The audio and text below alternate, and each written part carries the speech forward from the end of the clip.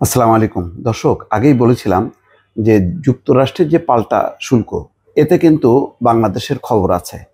শেষ পর্যন্ত হয়তো ওই 35%, সেই সাথে আগের 15% বা 17%, সব মিলায় 50-এর উপরে শুল্ক।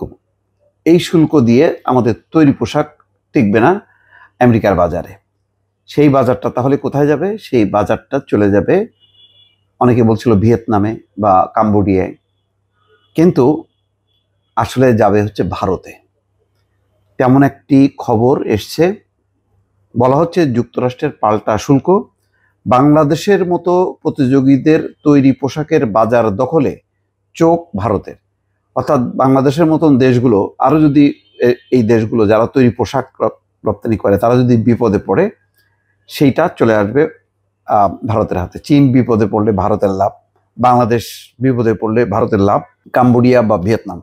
তো ভিয়েতনাম আপাতত সম্ভবত সেই ফাড়া কাটাইছে, কম্বোডিয়া কতটুকু কাটাইছে বুঝতে পারছি না। তেমন মানে কাম্বোডিয়া তেমন বড় বাজার না, মূল বাজার হচ্ছে বাংলাদেশ আর চীন। এখন এখানে বলা হচ্ছে মূলত বাংলাদেশ, কম্বোডিয়া, ইন্দোনেশিয়ার উপর মার্কিন প্রেসিডেন্ট ডোনাল্ড ট্রাম্প তুলনামূলক উচ্চ হারে পাল্টা শুল্ক বা রেসিপ্রোক্যাল শুল্ক আরোপ করায় ভারতের সামনে সুযোগ তৈরি হয়েছে।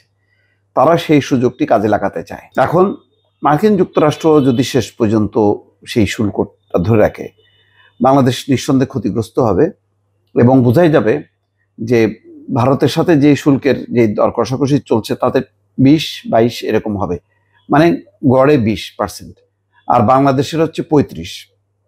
তাহলে বাংলাদেশ ধাক্কায় পিছিয়ে গেল এবং নতুন তৈরি পোশাকের বাজার তৈরি হবে ভারতে, এবং সেটা বাংলাদেশের হয়তো অনেক গার্মেন্টস প্রতিষ্ঠান সেখানে স্থানান্তরিত হবে বা তারা কিনে ফেলবে। খুব দ্রুতই সেটা তাদের ভারতে বিকাশ ঘটবে এবং বাংলাদেশ যদি সেইভাবে ক্ষতিগ্রস্ত হয় তাহলে বাংলাদেশের খুবই বিপদ। সেই বিপদে যেটা হবে, চীনের সাথে আরও ঘনিষ্ঠতা বাড়বে। চীন হয়তো রক্ষা করার চেষ্টা করবে বাংলাদেশকে। মানে যুক্তরাষ্ট্র এই এক সুযোগে তার শুল্ক আলোচনার বাইরে এমন কিছু শর্ত দিচ্ছে যে তারা যেখানে যেখানে নিষেধাজ্ঞা দেবে সেই সব দেশের সাথে বাংলাদেশ সম্পর্ক রাখতে পারবে না, বা সেই সব দেশে কোনো পণ্য রপ্তানিও করতে পারবে না, আমদানিও করতে পারবে না। তো চীনের সাথে একটা ঝামেলা বেঁধে গেল, তো চীন ছাড়া বাংলাদেশে চলবে না। এই চুক্তিটা বাংলাদেশ চাইছে না এবং এখন তারা চেপে ধরেছে যুক্তরাষ্ট্র। শেষ পর্যন্ত কি হয় সেই সংখ্যাটাই বলা হচ্ছে, যে শেষ পর্যন্ত হয়তো চলে যাবে ভারতের কাছে। দেশটির রাষ্ট্রায়ত্ত ব্যাংক স্টেট ব্যাংক অফ ইন্ডিয়ার এক প্রতিবেদনে এই তথ্য উঠে এসছে। তারা বলতেছে যে তারা এখন ওত পেতে বসে আছে এই সুযোগটা কাজে লাগানোর জন্য।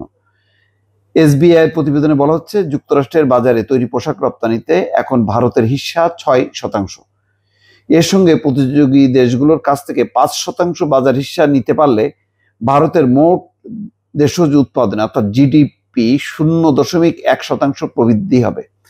প্রতিবেদনে উল্লেখ করা হয়, রাসায়নিক খাতে শক্তিশালী অবস্থানের পাশাপাশি বস্ত্র খাতে তুলনামূলক সুবিধা থাকায় ভারতের তৈরি পোশাক এবং পোশাক শিল্পের সরঞ্জাম যুক্তরাষ্ট্রের বাজারে নিয়মিত রপ্তানি হয়।